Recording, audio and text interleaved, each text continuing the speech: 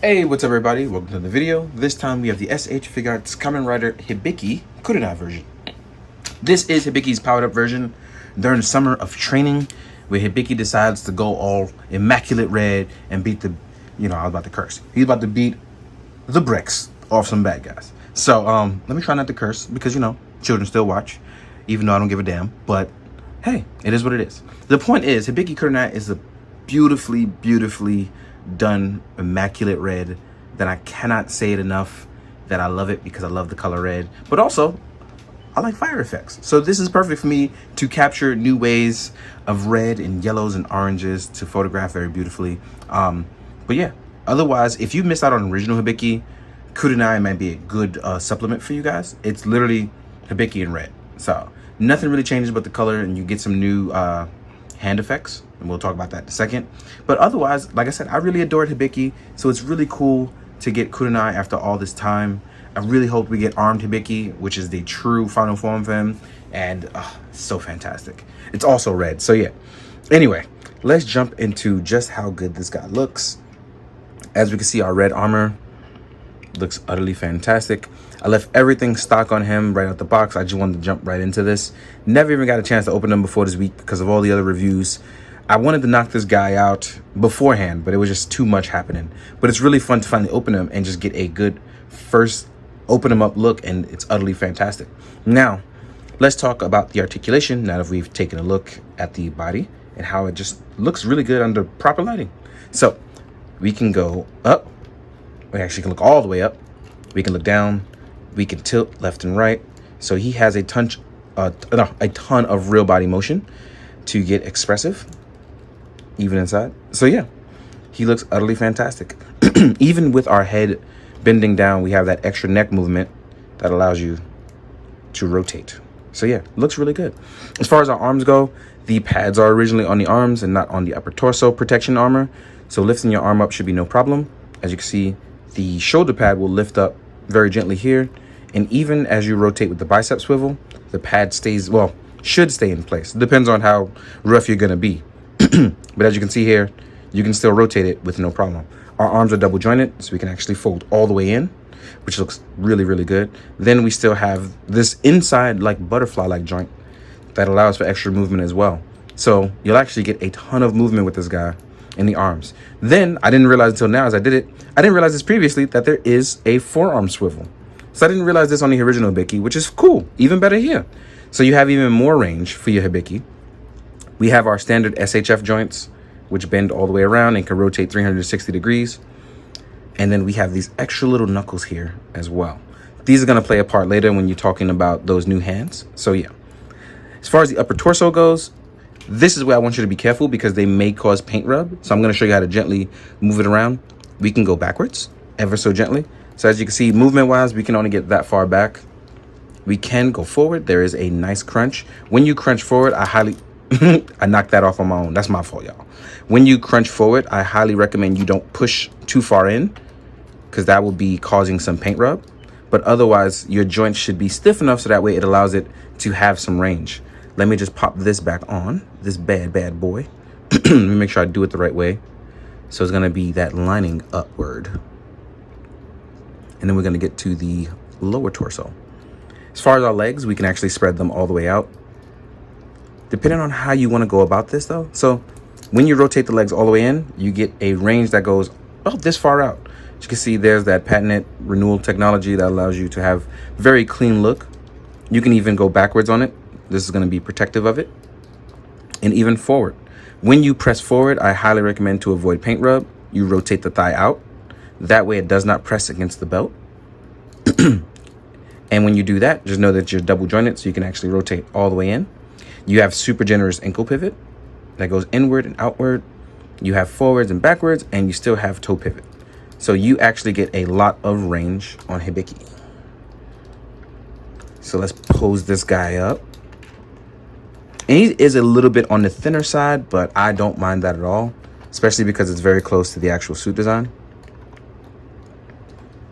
So as you can see here, Hibiki definitely can get that crouching game on. This is really nice. I love the Oni mask design as well too. So as you can see here, Hibiki is really nice. Again, I'm going to keep saying that because it's beautiful under lighting. It has that nice semi-gloss look. It just, so pretty. Anyway, now that we've done that, we've posed them up, let's actually see how he balances. Let's see if he can do any kicks. Well, we know punching wise, he should be pretty good. So if we do a rotating punch, we can actually do one. Let's see here. We have our bicep swivel. Yeah. We have a normal rotating punch from Hibiki. Again, with that waist, it's really thin, but I think it fills out pretty well when you're doing anything articulated. So yeah, it looks pretty good. As far as kicking goes, when it comes to Hibiki, doing a rider kick should be very easy. Yeah, Hibiki got the goods, y'all. Hibiki got the goods. So let's leave him standing up. Let's get him in a nice straight vanilla-like pose. And then we're going to talk about his accessories. So let's do that, y'all. Let's do it. Jump into accessories. So for Hibiki, we're actually going to go over his accessories. I think we'll do it as we put it on him so we can show the stuff. I think that would probably be the best way. So I think we'll start with his tuning fork. We actually get his tuning fork. Let's change that. Let's move you out of the way. Let's change this focus. There we go. So we have the tuning fork for when you henshin. And there is a storage form of it. So here's the storage way. We have our storage tunage fork. This one is going to be placed here, as you can remove this side port. And don't lose your tiny parts, y'all. Make sure you find a way to put them in a nice spot. As you can see here, you can store it right here on the side. Next up, we're going to do our animal disc. So this is what they look like outside. So you'll get blue, green, red. I forgot the actual animals that he uses. So we have blue, green, and red. And when they're not in use, we have them here on a storage plate. And these can also be placed on this side. Again, y'all, put your tiny parts away properly. Don't be like me and leave them on the table, and then they disappear for hours and you have to go looking for them. Y'all don't want that. Y'all don't want that smoke. So, as you can see here, you can place these on the sides as well. Last but not least, on the backhand side, you're going to be able to place Hibiki's weapons, which I think is cool that you can actually store his weapons in a proper spot. And here's them in the storage form. You obviously can't remove them from that way because they're going to give you a part swap for that. So let's do this. So Hibiki can come all stored up and have his natural look, which actually fills him out pretty well. It looks really good. So we have that. Fills him out a lot better. As far as his weapons go, you'll get them. These are there. Actually, let me bring some more light over here. You'll actually get them in the non-storage format. Gotta move Hibiki over again because that focus is just not changing. There we go. And you see these ones are armed, has the little Oni heads on it. You know, for knocking out your bad guys to the beat of a drum. Now, what you can do, and what you will do if you're gonna have Hibiki, is that you can actually wiggle these, because you're supposed to be able to wiggle them out, and mine's are really toughly in there. Woo, that was tough, y'all. You get the flaming form, and these will pretty much line up in a way that you can put them in. There we go. And now you have the flaming form. And this is definitely for when you beat literal drums out of your bad guys. So keep this in mind. Both of them can do that, but I was just showing you one of them. So there's two pieces. Next up, we're going to talk about hands. So you'll get Pretty Boy Hibiki hands, which kind of look like peace signs, but it's Hibiki doing his signature posing. So I call them Hibiki peace signs. Next up, you'll get hands for storing the tuning fork and the drums. The tuning fork and the animal disc. Then you'll get a hand for holding your drumsticks, your weapons of choice. You have your open, relaxed hands.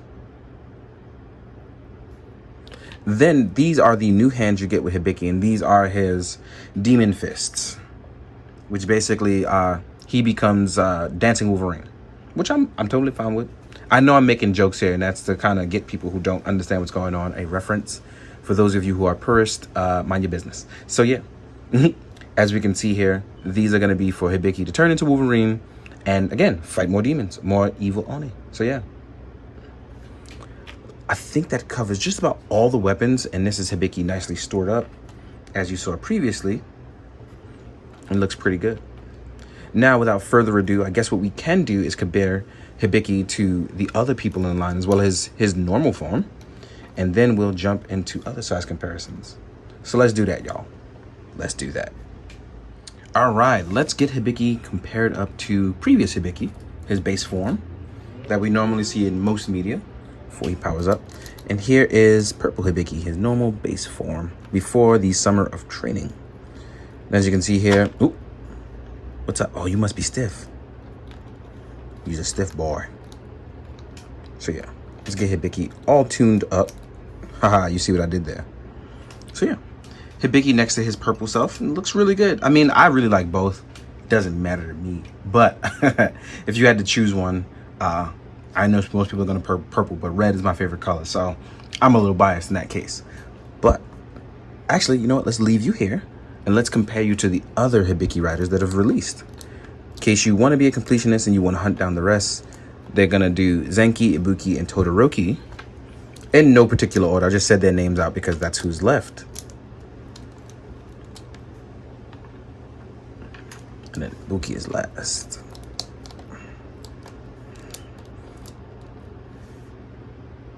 So here these guys go. All looking pretty good. They all have immaculate color schemes.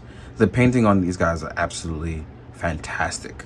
So if you enjoy these, I mean, definitely hunt them down while you can because they only get more expensive.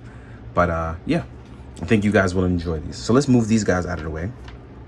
Before I continue, there's one thing I forgot to show you guys on Kurenai that you can do on normal and pretty much all the Hibiki riders. When you're going to do any of the final attacks, you can actually remove this from the belt because you'll attach this to the bad guy you want to drum on and it'll hold them in place. And this will be, you can remove this from the belt.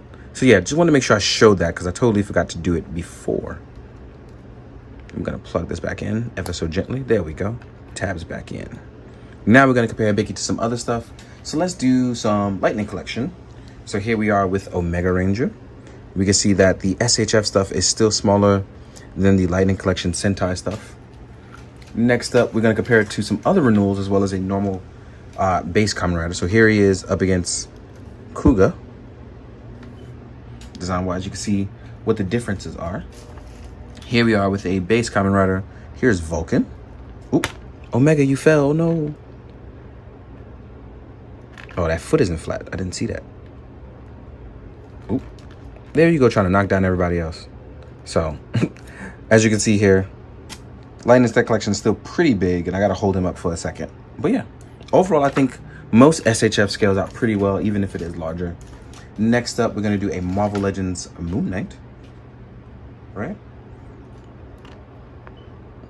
You see they're smaller. Here is a 1000 Toys Knights of the Slice. I believe this is, I forgot this guy's name, but he's a Knight of the Slice. A bad one at that. Right? Then we're going to do a Mythic Legions. Let's do a 2.0 body and a 1.0 body, actually. Here we are with Gersher on a 2.0 body. And on a 1.0 body, we'll use Black Knight since he's right over here to my side. Just finished reviewing him not long ago. So yeah. Hibiki is definitely going to be on the smaller side. So enjoy what you can out of those guys. Last but not least, let's throw in our Articulated Icons Ninja.